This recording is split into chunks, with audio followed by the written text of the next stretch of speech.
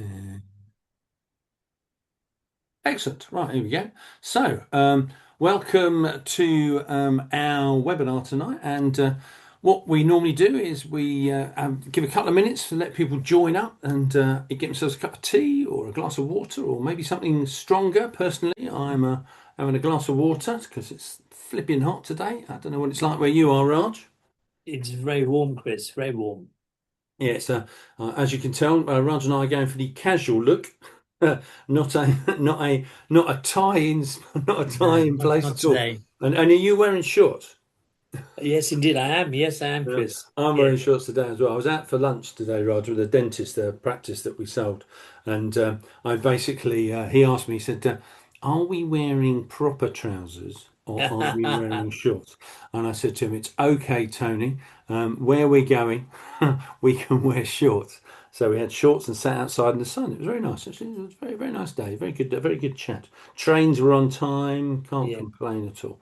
One of Um, my friends, Chris, a very, very good friend of mine, who's been in practice now nearly 40 years, Whoa. and has actually last week went to work in shorts. And he said to me, he said, if after 40 years you can't wear shorts to work, then, and your patients object, he said, it's time to give up. And he said, actually, most patients didn't even notice. Yeah. I remember once years ago, I did a valuation for a dental practice it was either Torquay or Torbay or something. And he had a practice that effectively was on the marina. And Yes. I rang him up and I said to him, look, it's really hot. How are you wearing shorts? And he said, yeah, of course I am. So I said, do you mind if I wear shorts? And he said, no, it's fine. So I got to his practice. It was after it closed, and we basically sat on the terrace out of the back of his surgery, drinking beer, doing a valuation for him. And I must admit, one of those moments you think, oh, this could be not a bad life, actually, not a bad life. Right, I'm conscious it is 2 minutes past seven, and we have Sure. quite a lot to cram in tonight, ladies and We gentlemen. do. We do. We're going to introduce ourselves. My name's Chris Strevens. Basically, I am director, co-owner of Frank Taylor Associates and FJ Finance and FJ Wealth. Um, Used to work for a bank, basically understand money and valuations and the sale process. And then I'm now going to introduce our rock star. I said to Raj, ladies and gentlemen, that basically, if those of you who have been to see Harry Styles, basically Shania Twain was the warm-up act, and that's me. And Harry Styles is Raj. I allow me to introduce you, Dr. Raj Rattan, MBE. Raj, introduce yourself if you need any introducing there. Chris, you're very kind. You've always been very kind, very generous to me. I think we've known each other for some 30 odd years, we were saying earlier, haven't Quite a we? long time, So, yeah. Raj Rasan, very much see myself as a GDP. I've been very fortunate in my career to have enjoyed a portfolio career and ran and operated basically a four practice group. The group operated from three sites for various reasons, but it was a four practice group. Did that for a number of years. The practices were sold quite recently. I have a background in foundation training, did some medical legal work, became dental director at Dental Protection until April this year. Having done 10 years as director, I'm now in a new role, which is a global advisor role for the organization, looking at international markets, and delighted because of that change of role, delighted to have an opportunity now to reconnect with friends and colleagues, looking at general practice management and practice purchases and just helping and supporting colleagues during that transition. Brilliant. So thank you very much for the opportunity, Chris.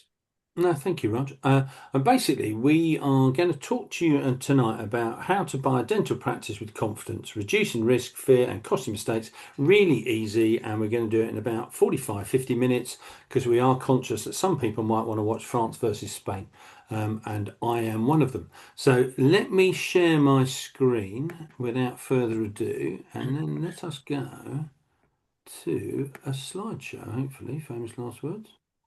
Right, here we go. Hopefully, everybody can see that. As I say, we are going to talk about how to buy a dental practice with confidence, reducing risk, fear, and costly mistakes. Ladies and gentlemen, basically, it's going to be a little bit of a whistle stop, isn't it, really, Raj? Um, Yes. I'm going to do some. Raj is going to do others. And any questions, please whack them in the Q&A, and we will answer them at the end. Because we are conscious we have to move at a bit of a lickety split. Basically, I will move on to the next slide, I think, Raj. Let's have a look. So here we go. Oh, presenters. Yeah, you will notice that Raj is presenting and I'm presenting. The team is actually much bigger on this dental practice by diploma, which is what we're talking about tonight. There's myself, Raj, we have Victor Gahani, and we have Davish Patel and Andy Acton. Now, everybody in their own right has a huge experience of practice running, operations, managing, selling, how to make sure you make the right decision for you.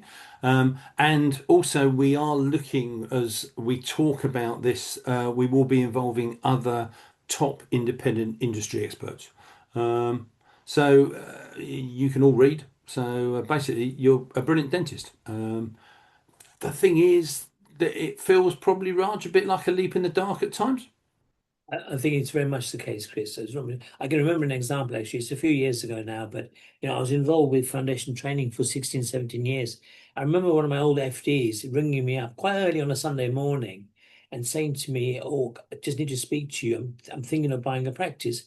And he asked me some very, very basic questions. And I said to him, I said, you need to understand what this actually involves. What is it that's driving you?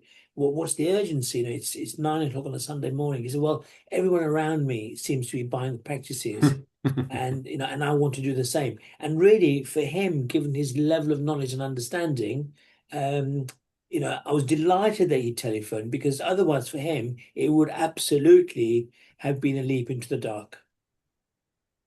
Yeah, it's. I think people need advice, don't they? And Yeah. and this is where we've come from. So we're talking about, as I say, how to buy a dental practice, reducing risk, doing it with confidence. And what we've done with the five of us is created what we are calling the diploma in dental practice acquisition. And tonight it's just really to give you a little taster about what you really need to look at. Whether you do the diploma or not, doesn't really matter. For us, we just want to show you that what we think in 50 minutes, do you reckon, Raj, if we get it right, Yes. will be, as it says, a walk through the 9 module journey that says, I don't know where to start to confidently own your dental practice. A bit like your driving test, I suppose, for your dental practice. So let's move on. So here we go. We talked about 9 modules. So I think it's quite interesting when you break down buying a dental practice. There's a lot in it, isn't it, Raj? When you look at Yes, what we've Chris. got here, and we've sort of crystallized it into 9 modules, 9 areas, but each one of their own we will go through later, in three bullet points really, Yes. and we'll try to show you over the next 50 minutes how we think this diploma could help you not make mistakes. Would you think that's about fair, really? I think, Chris, I think that distinction is really important. So, if I can just say, a lot of courses are about what you should do, how you should do these things, and why you should do them. But I think what makes this course unique is first of all, it's the experience of the team. And while we're talking about the team, my thanks to Victor, who went to a lot of time and effort. And I think we had something like 100 odd pages of A4 sheets of paper when we did the curriculum. Victor's managed to get the approval. So it's an approved diploma. So, Victor, I know you're on the call. Thank you very much for your hard work with that.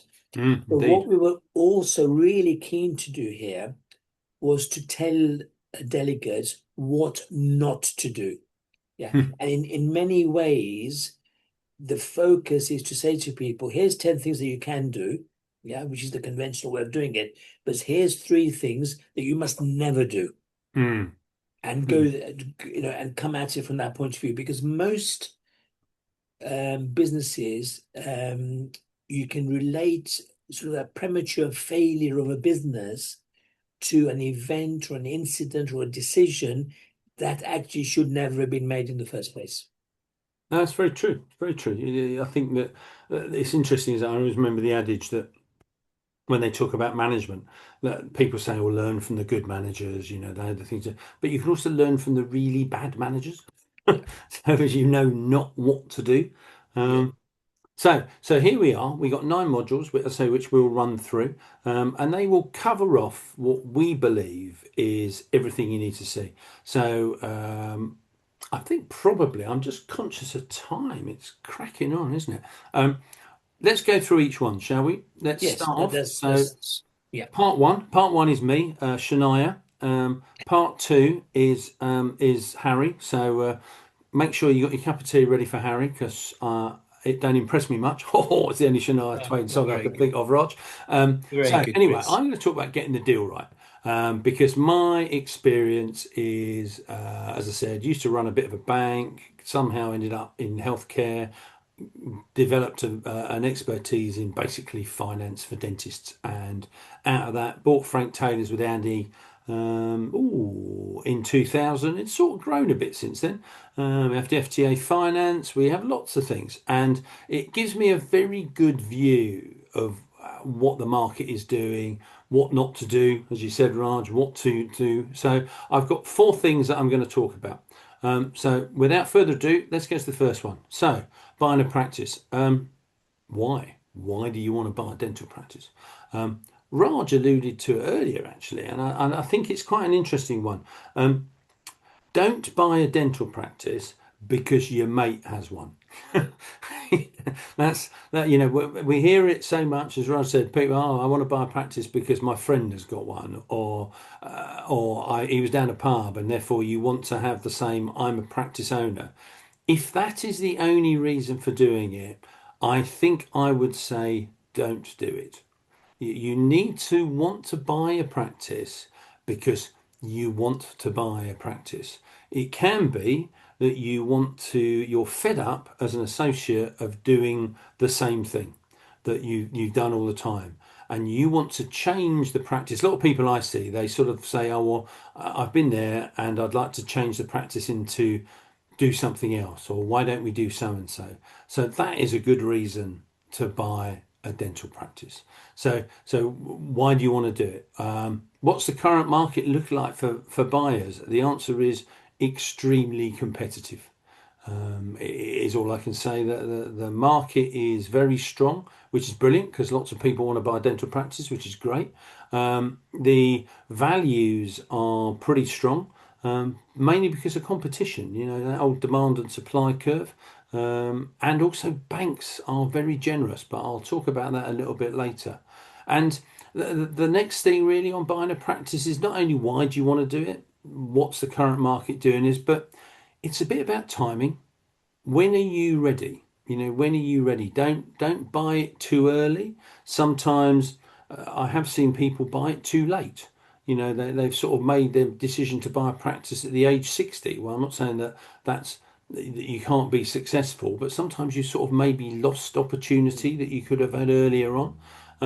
So know when you're ready, and this is a mixture of when do you feel ready? I know that sounds a little bit vague, but you have to sort of understand when do you feel ready? I know it's probably a bit like, I don't know, when did I feel ready to drive? When did I feel ready to go out dating, whatever it might be. When did you feel ready? Financially, when are you ready? Have you managed to accumulate some savings? Do you understand money? When are you ready for that? And also clinically, and I think Raj may hopefully agree that you probably need to have it would be best to have a couple of years under your belt so as you understand what you're doing. Would that be right, Raj? I completely agree with you, Chris. And this notion of what you said, that you intuitively know when it's the right time. What I would also say is, yes, the message is think carefully before you buy, but I would also caution and say don't overthink.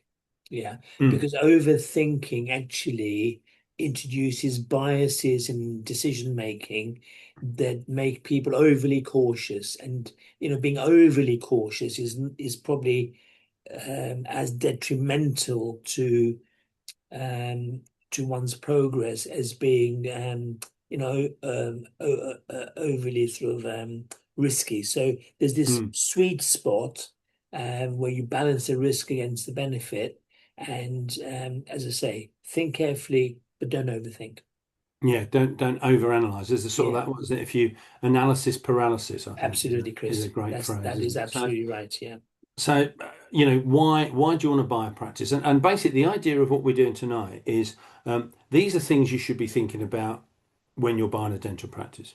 The fact we've created a diploma is sort of secondary because we want you to think about how and why and all the other bits about buying a dental practice. And there's a lot into it. And the diploma is created to enable you to go into much more detail on each of these modules. These basically follow the modules within the diploma. So that's why we've sort of done it this way. So each slide and each subject we will talk about is a month. It's a diploma. It's a module in the diploma. So we talked about when buying, why you should do it. So let's talk about financial planning. So I think I can honestly say financial planning and knowledge of finances is not particularly high on a dental understanding. Mm. I've done many courses, I've done many seminars, and most people say to me when we talk about financial accounts, don't really bother understanding them. I just ask how much tax I have to pay. So, what I want you to think about is when you're looking to buy a dental practice, you really need to think about your financial planning. We break it down into it's all about you. So this is about your personal finances, what you actually do, and how risky you are. And it sounds quite simple, but the reality of it is, I do many times when I talk to associates and I say, do you do an income and expenditure account? And the answer is they don't. And the reason is because you earn too much money. So they don't have to worry about it. But I sort of feel it's a bit like if you are disciplined in your personal finances, then you will be disciplined in your practice finances. And I believe you can't be two different people. So if you're not, then I'm going to say to you, get disciplined with your personal finances. You then need to look at what you can afford and also the appetite for risk. And this is quite an interesting one. I don't mean, am I going to bet it all on black and oh dear, it's come up red and I've lost all my money. This is where we have seen people over the years who will put in an offer for a practice, £1.5 million, whatever it might be, and they're going to have to borrow £1.3 million. And they put it in, and then 2 days later they ring up and say, I'm going to have to withdraw my offer. And we say, why? What's the problem? They say, because I can't sleep, because I can't bear borrowing £1.3 million. And you know what? That's okay. But what you probably need to think about is what is your appetite for risk? That's where I come from. Not so much as is it risky buying a dental practice, because if you do everything right, the answer is you should be fine. It's more about how much do you want to worry. And some people worry about 500,000 and some people don't care. Some people worry about 4 million and some people don't care. So it's all about you. Financial accounts, and this is really what you need to learn is when you're looking at a set of financial accounts, you need to understand them. And all I would say on this is you need to understand them. You don't put them in Chat GPT or Claude because Yeah. just because the answer that comes out of that, if you don't truly understand what the answer that comes out, then you might as well not bother. And we had an example the other day. One of the buyers asked one of our client managers, could we have the production numbers? And they asked me what they meant, and I said, you can guarantee that's a question out of ChatGPT or Claude because that's an Americanism. So Yes, indeed. you need to understand financial accounts, and that takes a while. You just understand what's in them. And then the last bit I'm financial planning is what's EBITDA plus RM versus RMP. Looks like I just vomited up some initials, but basically EBITDA is earnings before interest, tax, depreciation, amortization, which is sort of people will bandy about. You'll be having a coffee and people will be talking about EBITDA, EBITDA, EBITDA, and we then say this RMP, which is basically the costs that you can add back. Because sometimes when you look at a set of accounts, there will be family members within it, for instance. Now, I would strongly suggest you probably don't employ that family member when you take over unless they're crucial, and in most cases, they're probably not that crucial. So their salary is available for you. So that's where you get to the reconstituted net profit. So it's just really to say that EBITDA is not the be it and end all. There are other metrics that you need to look at, and we will help you. Funding and deal Chris, structures. So this is just, just, basically, just sorry, Raj. what? Sorry, Chris. No, I was just going to say, I can remember many, many years ago attending a financial sort of webinar. Sorry, a seminar, not a webinar. Way before webinar. Oh, webinars, yeah. No, no, no. This is I'm going back to a long, long time ago, and I can remember the gentleman who gave the lecture gave a brilliant lecture, and he famously said to us, there were about 12 of us in the room. We were from different areas. I was the only dentist in the room, and he said, if you can't read the accounts, you are negotiating blindfolded, and that expression has always stayed in my mind. And that I think is a very good, very apt description of the importance of having some sort of financial intelligence, which most dentists have to acquire post qualification. Yeah, I think you're right. I think it's that thing, isn't it? That bless you as clinicians, you're highly qualified clinicians, and then if you're lucky, you'll get some business input, and it's like if you stand close enough to someone else by osmosis, you should be able to get their business knowledge. But it doesn't quite work like that, does it? Really, it's you have to learn and you have to understand, and I think that's a really good one. If you don't understand the accounts or what's in the accounts, what are you negotiating? We quite often get people who ask us questions. We give the answer, and they wouldn't even know if it was a right answer, a good answer, or a bad answer. But someone has told them that you need to ask this question, but they don't really know whether that's a good answer or a bad answer. And if you don't understand it, you don't understand it. So one of the other things you need to look at when you're buying this practice is funding and deal structures. So this is a huge subject of how to borrow money, how to structure a deal, and what goes into it. So, three bullet points that I just think you should look at is all lenders are not the same. Okay. The person that you have been at a bank with since possibly university are not necessarily the people that are going to give you the best deal. I can tell you from our finance company, we had a guy who was with, I don't think I should say what bank it was, but one of the well-known banks. This guy had been with them for probably, I think, since pre-university days. And he offered him a loan, and it was base plus 5 and a 2% fee. Now, he then came to our finance company and we got him from the same bank manager. He wasn't very happy, mind you, but we got him base plus 2.5, because a while ago, base plus 2.5 and a 1% fee. And that was because we knew the deals that were available. Because you got to remember, banks are in it to make money. I think the good old days of loyalty, and I don't know if there's any bank managers on the call, and I apologise profuse if there are, I don't think those days exist anymore. The fact you've been there for 20 years, I don't think they really care. If you've been there for 10 years, I'm pretty sure they really don't care. So it's all about money, is a bit like where do you buy your bread and milk?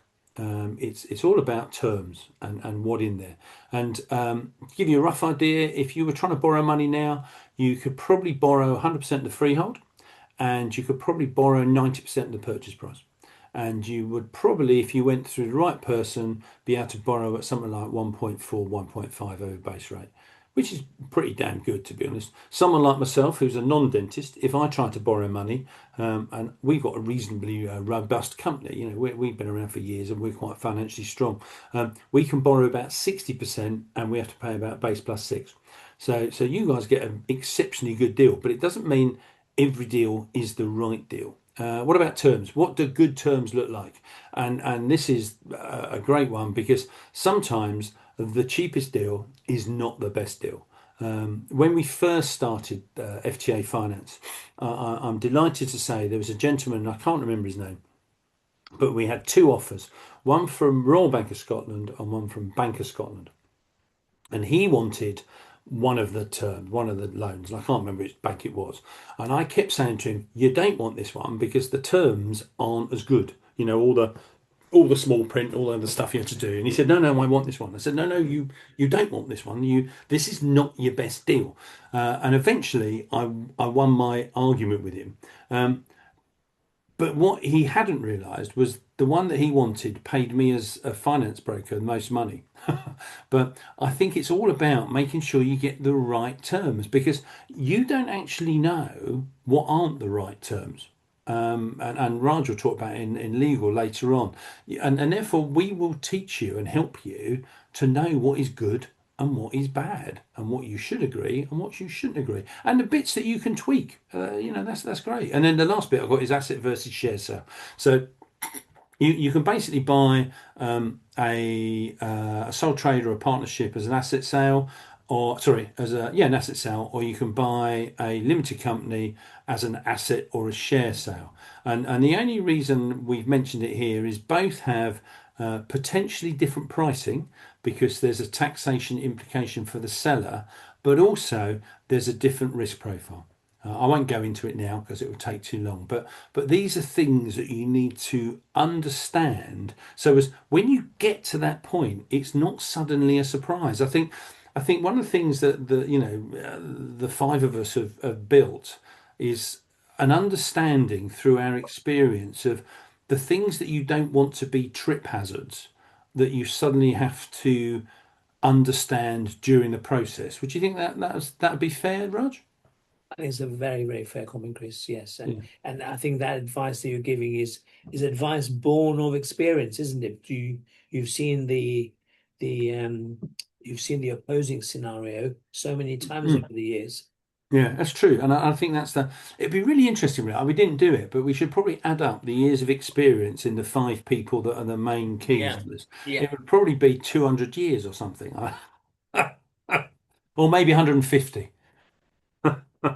Right. Well, I'm only mid-career, Chris. So Well, that's likewise, Raj. We're just coming into our good patch. yes, Right, what else have I got? Oh yeah, valuation negotiation skills. So yeah, again, this is this is just an area you need to be aware of. You know, how a practices. I've got 3 points. The first is multiples, how a practice is priced, and this is basically going back to my EBITDA RMP calculation about the profitability. And all practices are not the same. So you could buy a practice in North London and Hertfordshire, which is the most desirable part of the dental buying map, and it might cost you 6 times the profit.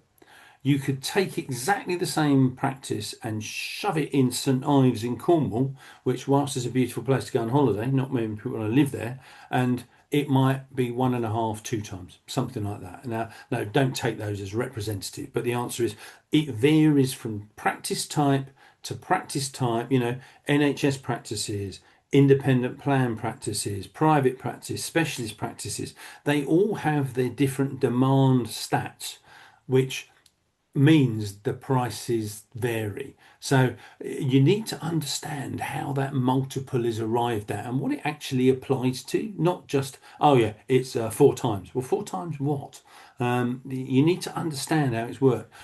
What's behind the value? As I just mentioned, the goodwill, patient base, NHS private mix. These are the true drivers of worth and process. Is it a practice that can deliver constantly? Is it always hitting its UDAs if it's practice or UOAs? Is it if it's NHS? Is it always showing growth upwards? Or do you understand that it's all about understanding what you are embarking on, basically? You wouldn't. I was trying to think of suitable analogies, and it's a bit like you wouldn't get in a car and say, I'm off to Edinburgh if you didn't know where you were and also how you had to get there and how you need to change gear and what was the maximum speed limit and did you have to put petrol or was it diesel or was it electric or was it hybrid. You need to have all this information to be able to make your journey successful, and it's a bit like that for the journey to practice ownership. Really, you have to get all your, I hate the phrase, it's very corporate, get all your ducks in a row as they say, to make sure it works. And then the last one is how to negotiate. It's not like, I hate that Microsoft advert. Have you seen that Microsoft advert on TV, Raj, where Yes, they're yes. negotiating and some woman is typing into a laptop as to what to say? That's not negotiation. And who wants an AI to negotiate? And negotiation is about um, individual people, a buyer and a seller. We always say it's a willing buyer and a willing seller, and the idea is that you get to the end result where someone said to me, "You can't have a win-win; it's a draw-draw," which I thought was quite an interesting thing No, because interesting. win always signifies that someone's beaten someone else. And I think I look at it that in this part of what you need to look at in our module in our course is that asking price is an opinion of the valuer. We've made our Yeah. opinion. Now, you can make your own opinion, and then it will depend whether your practice, whether we sell it for that price. It's a bit like someone said to me once, well, why are practices so expensive? And I said, it's because you keep buying them. If people didn't buy them, then guess what? Demand goes down and the price goes down. And sometimes it's also that thing, isn't it? One cautionary tale is my friend. He's selling his house. Okay, he's selling his house, £1.1 million. Someone came around and said, "I'll offer you 850." And then he said, "Well, no, bugger off." And then they came back and said, "Oh, well, no, actually, we'll offer you 950." And he said, "No, no, no, it's too late now because you sort of showed your dodgy is not maybe the right word, but they showed your mentality right in the beginning. So you have to understand that sometimes trying to negotiate a deal from not necessarily a very strong position is a negative. It is a negative. We find it quite interesting when people go to valuation, go to practice. We're on the market and they say, don't tell Frank Taylor's, but let's do the deal around the back of the scrum.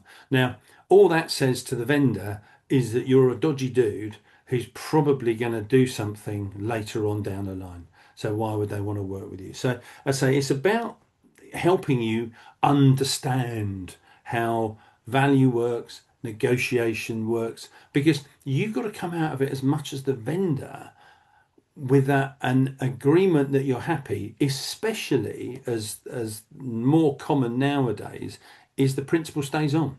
In most cases, the principal has actually built a really good business. So the seller, you don't really want the seller to go. You want the seller to stay and help translate. Quite often they'll take reduced hours so as that there's enough room for you to fit in. But you want that knowledge. Now, if you've sort of come to loggerheads over the start, then it's not going to be a wonderfully great relationship, really. So valuation negotiation, and then over to you, Mr. Rattan. Over to right. Yeah, That's thank you. that's Shania off. So and now we're back into Harry. So take it away, Harry. Yeah. So, Chris, you said, I think, during your presentation there, you said that the price is actually an opinion, and I think that's a really important statement. And, if forgive the reference to ancient Greek philosophers, but Plato famously said, opinion is halfway between knowledge and ignorance. So we might have a method for calculating the price. So we have method, but it's not a science. Yeah, No. the methodology is a reflection of how the opinion is formed, and I think that distinction is really important. Yeah, Yeah, and I think it's also a beautiful thing for us as with my Frank Taylor hat on, in the yeah, fact of it's based upon comparables that have been delivered. So, yes, which also makes it exceedingly hard for it to be AI'd, because yes, unless you've got the comparable data, you can't make that judgment. So it is it's a discussion, isn't it? It's a it discussion is. over Yeah, what it is, over where and you have to be comfortable as much as the vendor has to be comfortable. yes, Sometimes we sell practices for more than they're worth, yes, but the vendor will sell it. But it's quite interesting. Quite often the vendor, when they've got a choice, chooses someone they like and someone that has been honourable absolutely. through in the whole process. So it's not sometimes, I think we talked about it, it's not just like screwing someone down with a No, deal, no. because the danger is that creates a bad reputation. Yeah, and it's also, Chris, I think, on the back of the likeness. People do business with people that they like. So at the end of the day, it comes down to trust. We get business from those who trust us, and we give business to those whom we trust.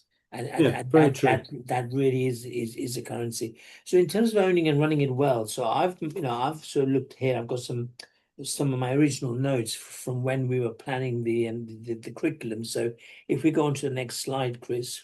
Here we go. So there is a legal framework. There's a lot of due diligence to do, and this is a process. Yeah, it's not a particularly exciting process, but it is a process, and it is a discipline that you must go through. And operating a dental business, there are three elements to it. There's always the exciting bit, which is the thinking creatively, thinking, how can we improve our marketing? People have got new ideas, so there's that side of the business. Then there's the nitty-gritty, the day-to-day management of it, dealing with team members, dealing with water leaks, handpieces not working, etc., etc. And then the third element is what I would call the drudgery. Each of these three elements is equally important. When I look back over my years of practice ownership, I was at my most enthusiastic when I was doing the creative stuff, but I also Mm, knew that it was very, very important for me to do the basics and to make sure that the legal work, the risk management, making sure we were compliant, that those things were important because those things could unravel the business. So the legal framework and due diligence is a necessary part of the entire process. And again, the way that we have structured the modules, we will go over, we have a checklist, we have a risk management checklist, and we would say to every delegate who purchases a practice, this is your checklist. And you literally go through it. I think from memory, I think we've got something like 45 things on the checklist. So you go through each item and you tip and you tick the box. Yeah. mm. Then you know that you have got this underpinning structure that's very robust. So if we move on from that, Chris. Boom. Oh, did that move on? Hang on. Oh, So there should be a slide about the transition to a new owner. oh, here we go. Ah, there we go. Fantastic. Little bit So slow. Apologies for that. this transition period is really important, actually. And I think just from my experience, it is a facet of running a practice that most people don't give enough time and understanding to. You have to understand the emotions of the seller, and you have to understand the emotions of the buyer, because for both those individuals, this is a big decision. And for me, one practice was sold after 28 years of ownership, and I still do some sessions at my old practice. And so for me, the transition was made easier by three things. Firstly, I knew the purchaser. The purchaser had been a foundation dentist on my scheme many, many years ago. Secondly, there was an element of trust already there.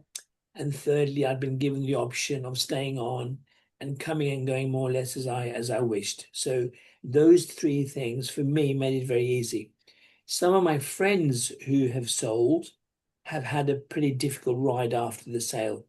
And some of my friends who have purchased have had a difficult situation. I was talking to a dentist last week who's been an owner of a practice now for, I think we're just about into month three. And over the last 2 months, 2 out of 3 associates have resigned because they Whoa. don't like the focus of the new management team. Now, the focus of the new management team, interestingly, is no different to the focus of the previous management team. What is different, though, is the style of management. Yeah, Mm, it's the style of management. So it's very easy sometimes to get bogged down with management theory and leadership theory, but you have to remember ultimately we engage people with our hearts, and you have to have buy-in on three levels. Yeah, it's got to be on an emotional level, it's got to be on a sort of spiritual level where you feel you are on the same page as the outgoing and the incoming people for an associate, but also you have to feel that there is something at stake here, which is more than just earning a living. Yeah. So these are the subtleties. They are the subtleties that you will not find in a textbook. Okay. mm. But you sit down with experienced people, they will share these subtleties with you. And it will help to manage the team, and it will help to maintain trust. And part of it, as the slide says, is also about your communications strategy. And you'll see the subheading, it says what to say and to whom. And when we were looking at these slides last week, I said to Chris, I said, can we just also add in the when? Yeah. So what to say to whom, how, and when do you say it? A common mistake by people when they take on a practice is they've got so many new ideas buzzing around their head. They try and get everything out on day 1, 2, and day 3. It overwhelms people. Okay. So you need a proper structured plan. You need to build trust, build relationship, build the emotional connection.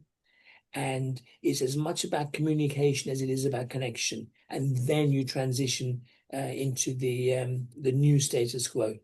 Mm. So thank you, Chris. If we can Oh, that's a bit slow. and what I've said here actually applies as much to a non-dental business. Any business where the people Oh, there are we the go. driver of growth, you must have this emotional engagement. Yeah, Mm. absolutely important. Connecting is so important, isn't it? Yeah, it's Otherwise, about what's that connection. phrase? You're like a bull in a china shop. You just Yeah, upset everybody. yeah, I yeah. thought it was very valuable what you said. It's not so much that what was said; it's how it's said.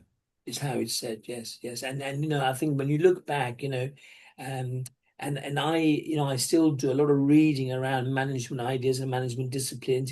I've always enjoyed doing it. I often go to webinars and occasionally face-to-face events that are given by people in totally different businesses, because I just want Mm. to sit in a room and just get an understanding of what is it that people are doing outside dentistry.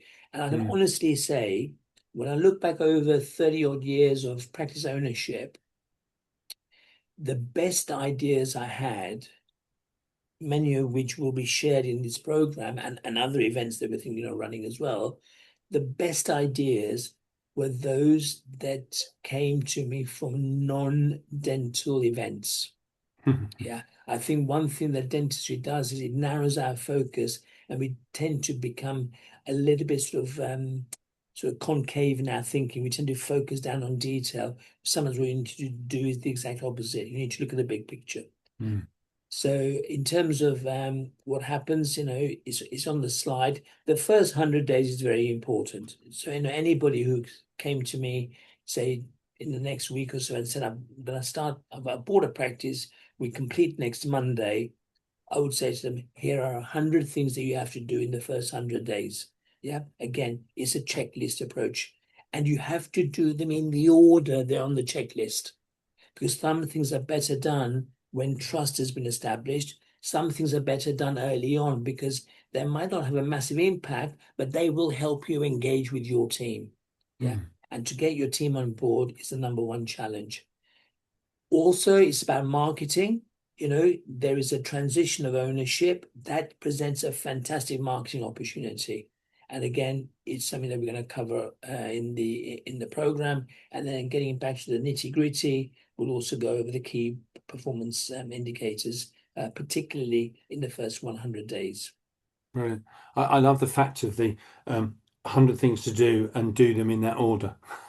Yes, yes, yes. It took Yeah, it took me a very long time to work out the order because um well, I'll tell you what gave me the idea. When I was interviewed for the dental director job, one of the questions that we were set was, what will you do in the first 100 days? If you are given this job in this business, what will your first 100 days look like? And that's when I actually sat down and thought, okay, if I'm given this job, okay, it's a different business, but what messages am I going to communicate and in what order? And that's where I no, learned the discipline of good doing things idea. in the right order. So you're never too old to learn, Chris. No, that's very Never true. too Very old to true. learn. No, brilliant. So we move on to risk, compliance, and governance. What I want to say about these three things has already really been said. Yeah, this is the third layer. I use the word advisedly. It's the drudgery of running a business. Yeah, understanding exactly how things work and being very much in tune with patient feedback. Although the slide says complaints, I would use the broader term of feedback because that's also important from a governance point of view. um, CQC, NHS regulations. Right now, the big talking point, of course, is, the changes to the NHS contract. And when we're looking at those in great detail at the moment, my good friend Linda Cruz and I am currently updating our Understanding NHS Dentistry handbook. So a lot of spare time at the moment is being spent going through the regulations, attaching dental legal interpretation to them and so forth in a way that every GDP can readily understand. And there's still a lot of gray areas, still a lot of questions to answer. So somebody who comes on this course can expect to receive a level of support Mm. to facilitate compliance. Yeah. I'm going to leave them with also, Raj, just as a Yeah. little teaser. They're going to learn about your suggestion of a chief grumble officer. Ah, yes, indeed. You remember, Chris? Of course, I remember. Yes, A chief. yes. See, lots of people are going, what the hell's a chief grumble officer? Chief Well, Grumble contact Raj and Officer. he'll let you know. Yeah, yeah. Do Chief you want me to Grumble move on, Officer. Raj? That's my original contribution to the world of dentistry, Chris. Yeah, yeah, that's well. I put this one. I Yeah. remembered it. Thank you very much. Thank you, Chris. Thank you. So, and then growing the business. So for me, the number one indicator of performance, rightly or wrongly, was growth. Yeah. If you were to speak to my friends, you speak to my wife's a hygienist. She had a very big part to play in our businesses. She was my kind of sounding board for a lot of things. And she will also tell you, Raj is obsessed by two things. He's obsessed by goodwill. And the reason he is obsessed by goodwill is because it is the goodwill that generates the growth. Yeah. So for me, it was all about growth. And, I was speaking to my accountant recently and I said to him, I said, look, I've been with you a very long time. I said, is it fair if in a presentation I was to say that we had 28 years of consecutive growth? And his answer to my question was, well, I can't tell you, Raj, if you've had growth for 28 years, but what I can tell you is the trajectory of your business demonstrates 28 years of growth. Yeah. Oh, There well. was there were some years where the turnover, the profits were perhaps static for various reasons. There were some years where they deviated from the norm. In 2010, 2011, we were appointed a pilot site for the new dental contract. The numbers look very different for us during the 2 or 3 years we were a pilot site. So there are these variations, but broadly speaking, it was all about growth and scale. So this particular module is focused very much on growth and scale because that adds value to the practice. And eventually, when you buy a practice, there will come a point in your career where it will be time to sell, and you want the sale value to be significantly more than the purchase value. Okay. Because Mm. not only would you have enjoyed, hopefully, a very good income from the business, but you also then finish off with a sort of icing on the cake, which is the increase in value. And Chris, I'm sure you've got clients now who bought from you and who are now probably thinking of selling through you. Is that a fair comment? Yeah, definitely, Yeah. definitely. It's quite interesting to see, even though, and with the greatest respect, sometimes they don't quite know how they've managed it, but I always think that they've done better. They've done better, Yeah. and I always think to myself, if imagine if you actually sort of structured what you were doing rather than sort of a little bit by chance evolution, then your success, whatever you define success is, whether it's more Yes. money, more time, less time, whatever, you could be even better. And Yes. and I think education is this great thing about. It's about knowledge, isn't it? I think you mentioned it earlier. It's about understanding what's going on and also learning from everybody. We alluded to it. There's you, there's me, there's Davish, there's Victor, there's Andy. Plus, there's all these other experts who Yes. who have got experience. So learn from people who've done this. I think Andy and I we look at it and we think probably between us we've probably sold easily 2 billion plus worth of practices. Yeah. You look at you and you look at the other guys, and the amount of input that you've had into dentists through your careers is phenomenal, and that you Mm. know how to help people. you Yes. Yeah. you And the you other thing, know how Chris, to grow things. yeah, the other thing about the growth is interesting actually because I've also been very fortunate. I have a lot of friends in dentistry, and they've been very good to me in the profession over the years. And they've also shared with me their strategies, their business plans, and their profits and so forth. I've also done some work for some dental corporates. Again, seeing the corporates grow, being involved in the conversations around that growth. So you then learn from watching and observing others. Yeah. Mm. So I think that's another part of the experience factor. It's a So knowledge, isn't it? in terms of kind of where we go next, and I'm going to hand back over to Chris, but I'm just going to leave you with a very personal story. So, came to England when I was about 7, 8 years old. English is my second language. My mother, who was a wonderful teacher, gave me this exercise book, and she said to me, she said, Raj, she said, you have to improve your English. So this is a vocabulary book. There are words every day. I'll write words in this book. You have to learn the words, learn the spelling. But I'm also going to write some proverbs in the book. And proverbs, so I said to my mother, well, mother, what's a proverb? So she explained to me what a proverb was. And on the third page, proverb number 12 or 11 was uh, I don't remember the origin of it, forgive me, but I do remember the proverb. And the proverb was, if you want to go fast, go alone. If you want to go far, go together. And I would take that proverb from my mother's list and say to everybody on this call, firstly, thank you very much for your courtesy in attending. Definitely. And we would like you to go far, and we will be your partners in that growth. Mm. And I think I'm conscious of our time, and I think we've done very well, Raj, to get in where we are.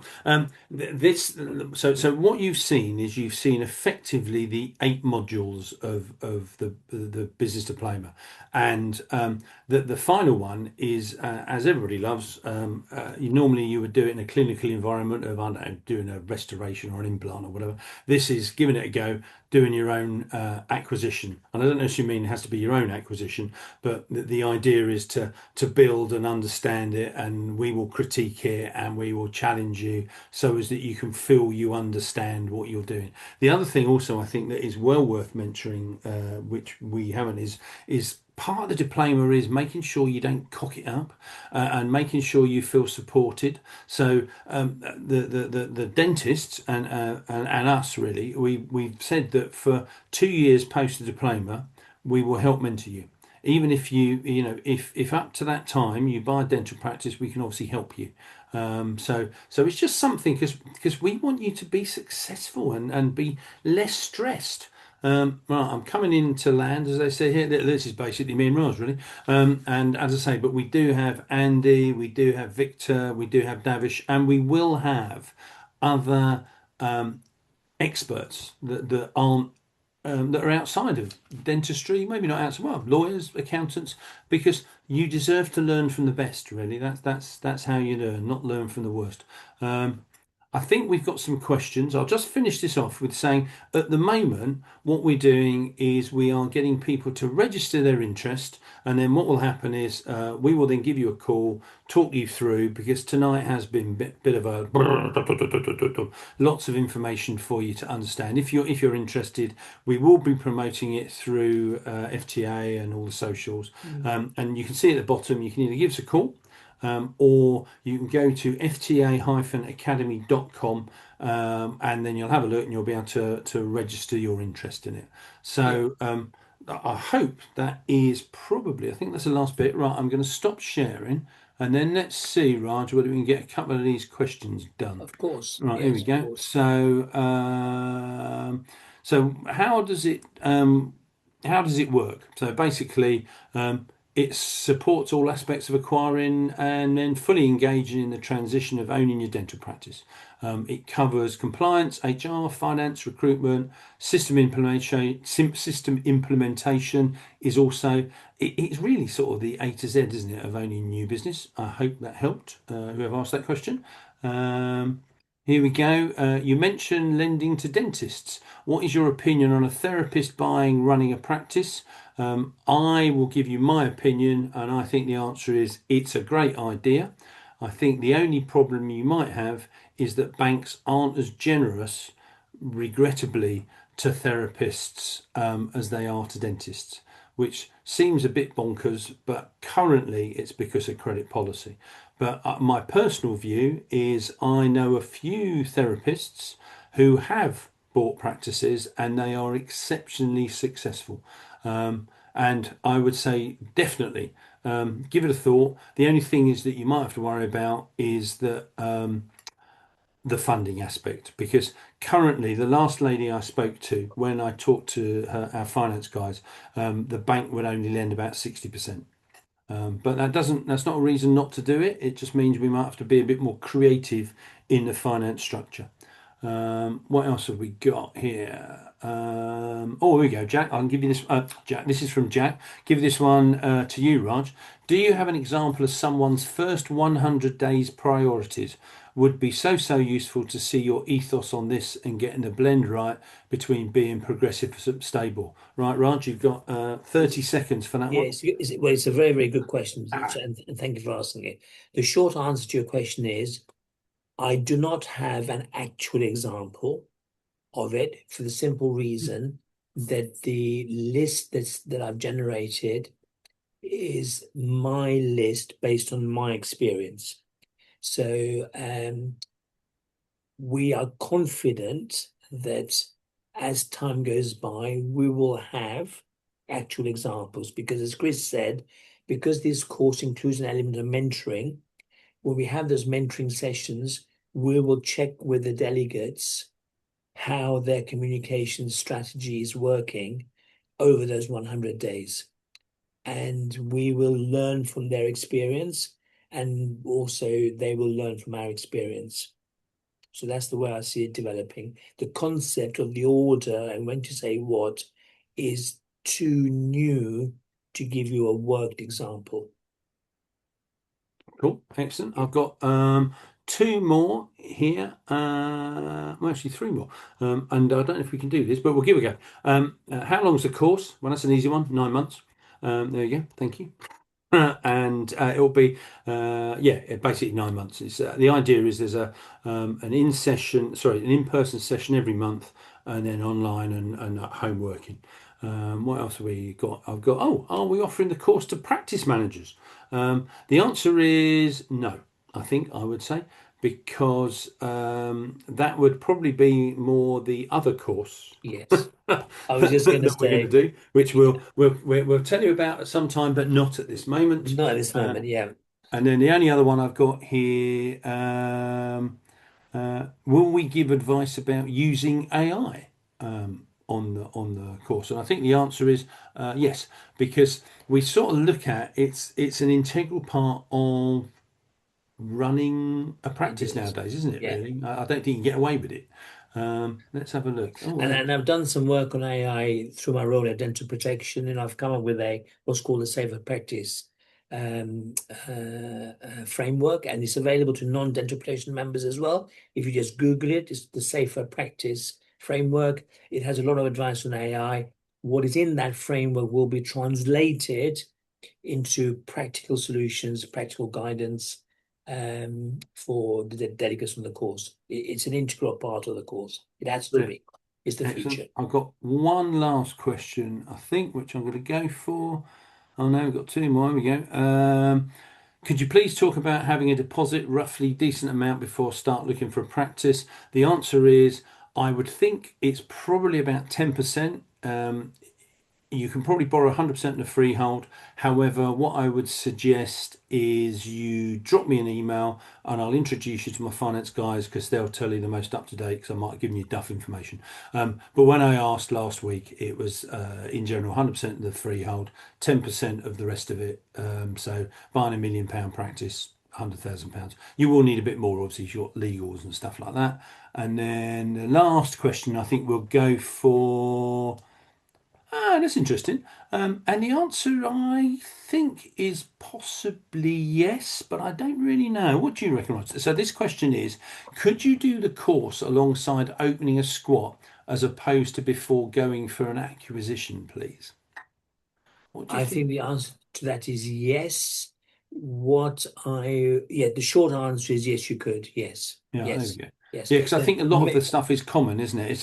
yeah, a lot of the stuff One is will be common. about perspective, but Yeah, the same things you need to consider are the same things you need to yes, consider, aren't they, really? yes, yes. Okay, right. I am now going to close the book on this. Oh, there we go. Oh, is it an online course or an in person? And the answer is it's in person because we believe that. I don't know whether we're old school, but we believe that face to face is really, really important in Yeah. disseminating information, and also it's about relationship, really. So it's in central London, so hopefully you can get there. And And Chris, on that note, I've just been finishing. I'm doing some editing on a book I've just done on mentoring. One of the key things about mentoring is it's about relationship management, and relationship management is so much easier face to face. excellent. Yeah. And that's it. I think that's all our questions. What's that? Oh, just over 8 o'clock. We apologise. You might have missed the kickoff, but thank you for the people that have stayed. I've really enjoyed it. I just think for me, Raj, when you look at it, all the work that you, Victor, and Davish have put into this and ourselves is a huge amount of information in there, isn't it? It's massive. We've done an hour and we have just scratched the surface Yes. of buying a dental practice. And I think, as you said, it's about making sure you make the right calls and almost learn from the mistakes of others. And between our 150 years, and I think that's probably been less generous, it's probably more, we've experienced and seen some really good mistakes, which we don't want people to repeat. So from me, I'd just like to say thank you very much for being with us, really. Thank you for spending your time with us. Raj, anything you'd like to add to that? No, I would just like to add to your thanks, Chris. It's a beautiful evening. Thank you very much. If we can offer you some more information, or you want to speak to any of us about what the course offers in more detail, we are happy to arrange times to do that. And I wish you well with the decision, whatever your decision is. And Yeah, and as I said, you can either ring us, you can ping yeah, us an email, you yeah, go to that website. And if you want to know more, we'd love to talk to you more about it and register your interest. The first cohort we're hoping will be, or we're targeting January 27. So you've got time. So that was it, really. Thanks very much. Thank you for your time. Raj, as always, a delight, my friend, the Chris. legend and Harry Styles of dentistry. I always learn something from you, my friend, even if it is I was only able to get in the grumble officer. But thank you, Raj. I always find it's enlightening. It's amazing. So thank you very much, and thank you It's a pleasure, Chris. for this Thank you all very diploma. I think much. it's great. Well done, guys. Go and jump in the football or go and sit in the garden. Thanks very much. Keep Cheers. well. Keep Bye bye. well. Thank you, Chris.